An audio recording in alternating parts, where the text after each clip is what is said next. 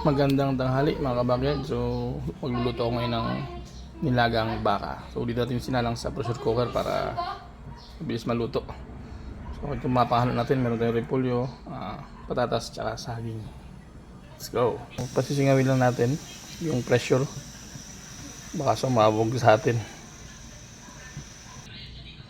Ito na mga kabakyan, malambot na. So lagyan natin yung gulay.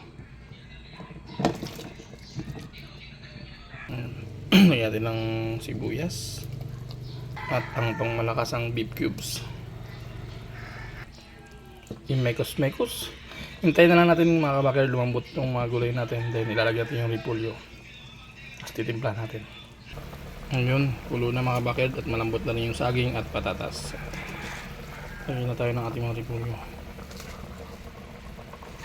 Marami akong mga kabakyan malagyan ng repolyo kasi mahilig ako sa mga dahon-dahon, mga gulay-gulay. Swak na swak ito mga kabakyan sa mga hangover dyan ng mga tropa natin.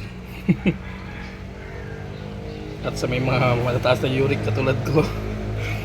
Pero maga lang mga kabakyan. Sarap kasing kumain talaga.